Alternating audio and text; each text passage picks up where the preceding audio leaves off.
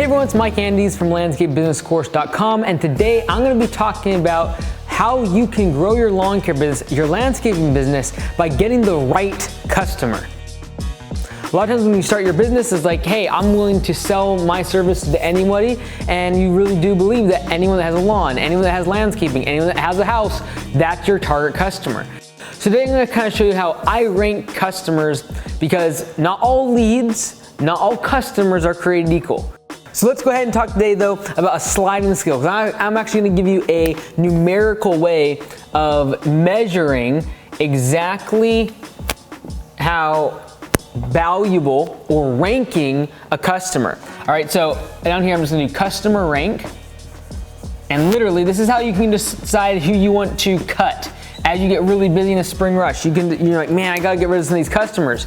This is how you can do it. If they're a lower customer rank, you don't mind losing them, maybe you give them a price increase. Okay, so let's go ahead and go through this. This also is going to be helpful when it comes to, if someone asks you a favor, like a customer asks you a specific favor, you might not do it if they're really low customer rank. You might, be a little more flexible with them if their customer rank is really high. Here we have 0 through 10, this sliding scale. So we got 1, 2, 3, 4, 5, 6, all the way up till 10, okay? So a customer is gonna fall somewhere on this sliding scale, and I'm gonna start with my 5 variables. Now, I wanna start off first and say that I'm not talking about corollary demographics here, okay? So corollary demographics are things that I believe correlate with the 5 things I'm gonna talk about, but are very much it's very much about age, for example. Is it more common, is a higher value customer gonna be someone that's older? Typically, yes, but not just because they're age. That's not the thing that actually moves the needle. It's gonna be the fact that because they're maybe retired or 67 years old, they have a higher net worth. And because of that, they're able to afford more services. And because of that, you're able to increase the value per year up to that customer in comparison to a working professional that might have you mow the lawn, but they're gonna install the mulch, they're gonna trim the bushes, they're gonna do all the project-based work. So age in my mind is what I call a corollary demographic. Same thing with net worth or certain areas that have higher value real estate. Yes, that is a corollary demographic of these 5 things I'm about to mention, because you could really break it down like 100 different rankings or way to rank a customer. These are the 5 ones that I kind of rank the most though, because I feel like a lot of those demographic corollaries like age and income demographics and cost of the real estate feed into these 5 different variables, okay? So first one, you gotta ask yourself, are they a one-time job or are they recurring? Okay, now everything on the right-hand side that I'm gonna draw today is gonna be placed with a value of 1. Okay, so 1, this would give them 1 point, this would give them 2 points. So you can run your customer through this kind of quiz and ask yourself, what's the value of this customer and where do they rank on the customer ranking scale? All right, the second question I'm gonna ask, in terms of how did this customer come to you, was it a paid ad or was it organic? Did this person just find you on Google when they were searching? Did they get a referral? Did they see your truck drive by day after day after day and eventually just gave you a call? Again, I'm gonna give 1 point to someone that I had to pay an ad for. I'm gonna give 2 points to someone that came organically. I didn't have to pay for that lead, okay? So that lead source. All right, number 3 is gonna be, you're gonna ask yourself, is this person gonna buy one service?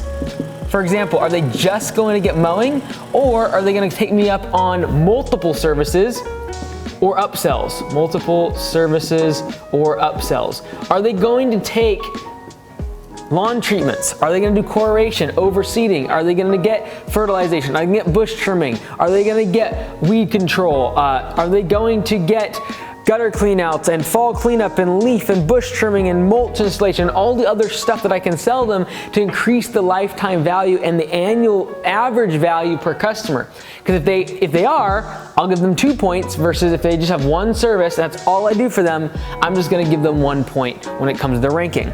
All right, so the 4th one is a big thing for cash flow in my opinion, and that is, do I have to send them to collections? And it's tough to get payment, or do they pay immediately via credit card? They have a card on file. I'm just gonna put pay immediately, because for some of you, pay immediately means they send a check because they're commercial property, etc. But do they pay immediately when I need payment? That's a big point. So again, I'm gonna give them 1 point if I have to send them the collections and they're tough to pay. If they pay immediately, I'm gonna give them 2 points. All right, the fifth and final way that I'm gonna rank this customer and all of my customer base is where they're at. I talked yesterday about the importance of route density. I am going to be looking at, to get to this property, do I have to drive more than 5 minutes away from the closest property in my route?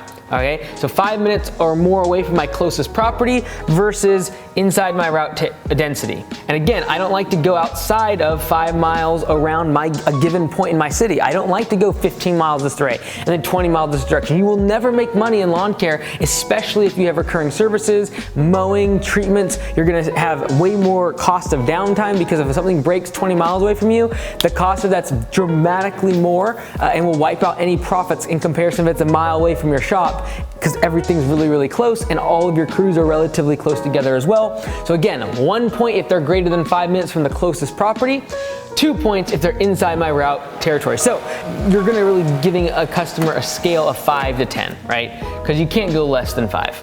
And really because they're either gonna get a 1 point or 2 point on each one of these. So for example, if someone calls like, you know what, I want recurring service. Great, 2 points, let's go.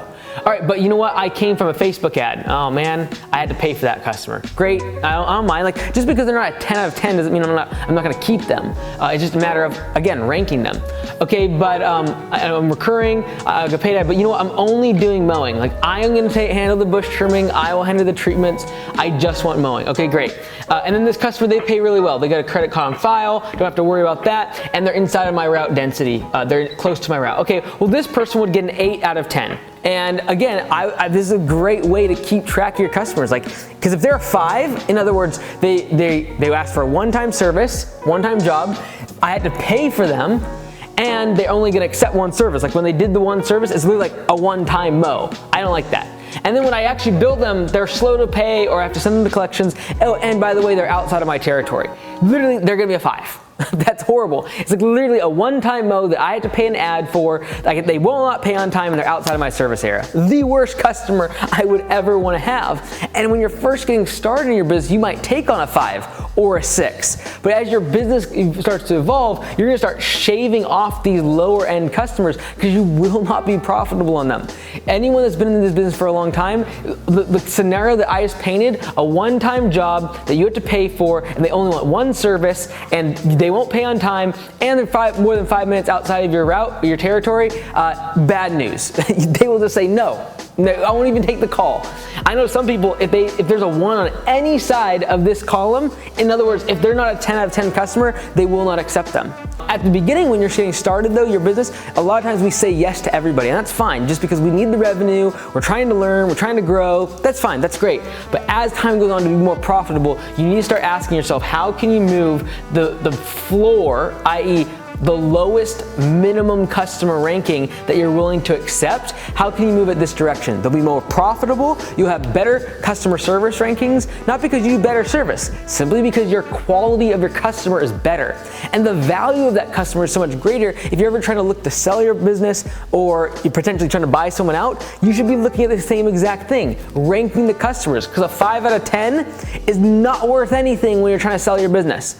A lot of 10 out of 10 customers that are recurring, they came to you organically because of brand awareness. You can upsell them a whole bunch of different things via emails every month, or perhaps they have full service. They have already baked into their contract a whole bunch of stuff. They pay immediately, they have credit card on file, and they're inside of a tight route. That is a business that with that type of customer base is actually worth something when you want to sell it. Okay, so this is how I recommend you rank your customers when you're first starting out. You'd probably take something lower, but as your business grows and expands and you're looking to see who should I raise prices on, yes, you should be raising prices on people that are outside of your territory area. You should be raising prices on the people that only want one service and they don't get you on all the other upsells that you send to them every single month. These are the type of things you want to think about as your business grows to make it more profitable and continue growing your company.